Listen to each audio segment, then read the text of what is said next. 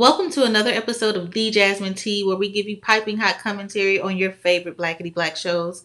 I'm your host, Jasmine, Birmingham native, podcaster, writer, and speaker. Today I'll be giving you 3 piping hot moments from Euphoria Season 3, Episode 4. Piping hot moment number 1, Jules has been cheating on Rue with Elliot. Now, this started off as like a simple flirtation kind of thing over the last few episodes, but this time we get to see them actually kiss, they make out, they're really pushing forward to have sex, but something interferes every time. Usually it's something with Rue. Like she comes and pops up out of nowhere and ends up on the bed with them in one instance. Yeah, Rue kind of interjects every time they start to get together. So Jules and Elliot never actually do the deed in this episode, but they very well intended to several times. Now, when Elliot first came on the scene, I honestly believed that he and Rue were going to get together. But Rue has shown us that she's really just in it for her one true passion, the drugs. So although they do have a nice vibe together, he's clearly more sexually attracted to Jules. He's coming at Jules a whole different type of way as opposed to how he talks to Rue. So I'm sure we'll get to see how their relationship progresses from this point, because by the end of the episode, Elliot does admit to Jules and kind of like not even kind of, he outs Rue to Jules and lets her know that Rue has still been doing drugs. She's been high all the time and that they've been doing those drugs together. So, we see Jules react. She looks devastated and angry. But does that mean that they are really done and done for good? I don't think so. Piping hot moment number 2, Cassie completely melts down. Cassie is losing it, okay? Last episode, we saw her start obsessing over Nate, getting up super early in the morning, scrubbing herself damn near to death. And this episode, she just completely went in with it at a party. So they were at Maddie's birthday party. It was held at Cassie and Lexi's house. And instead of using this time to really, bond with Maddie or pay Nate some dust because he's never really been giving her any attention, Cassie completely starts obsessing over Nate and imagining how their relationship could be, thriving had he not gotten back with Maddie, even though Nate has told her and Maddie further confirms that they are not officially together.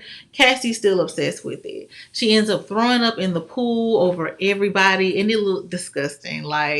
Bravo to the set people or whoever was in charge of that vomit, because it totally grossed me out.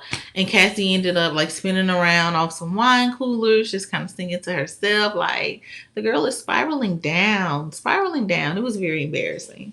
And Nate and Maddie were still doing their thing regardless. They know they're bad for each other, but they're also teenagers, and that doesn't really matter much in their minds. Piping hot moment number 3, Cal comes out the closet and shuts down the whole family. So at the end of the episode, or rather all throughout the episode, we see Cal driving around, walking around, just be doing really reckless stuff, saying, kind of off the wall things. He has his head smashed up because remember, Ashtray clocked him in the head so many times last week. So Cal is pretty wild in the whole episode, right? He goes back to the gay bar that he and Derek first visited when they were kids and had dances and has this reminiscent moment there. It's a little creepy. Then he dangerously speeds back home, and when he gets back to the house, he pisses in the walkway, walks in the house, whips his thing out and just pisses all in the foyer. His wife comes out, his kids come out, and he just begins to tear them to shred. It's like on Wild 'N Out in the last game, the Wild Style, when they just going at each other, when they just cracking.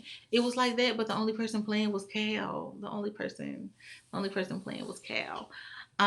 He let them know that he's been having sex with dudes for a while now, and he likes it. He likes having sex with anybody, transgender people, non-binary people, any willing participants. He's down with it.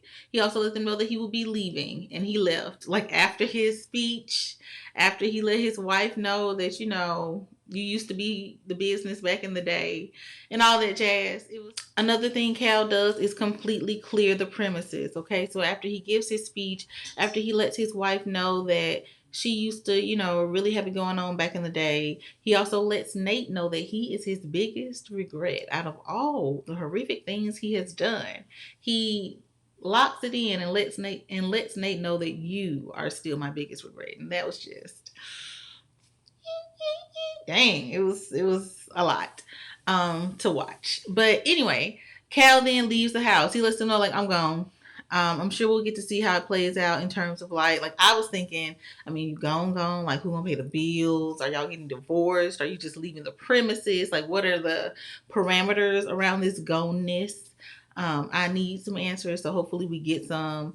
Where do y'all think he gonna go though? Like I imagine him being in some seedy hotel, turning tricks or moving to someplace like Florida, because he really feels like a Florida man. Cal Jacobs has left the premises, people. I'm excited to see where his storyline goes. I feel like this is getting really juicy. And that's going to wrap up the piping hot moments for Euphoria season 2, episode 4. Make sure you're following me on TikTok at the Jasmine T, like up here on the screen. For some shorter recaps and a bit more conversation, make sure you're following me on Twitter and Instagram at the Jasmine T. Down here, if you're listening, that's just the Jasmine T, like the letter. Yeah, so that we can live tweet during the shows. That is one of my favorite things to do. And I will see you guys next week. Bye.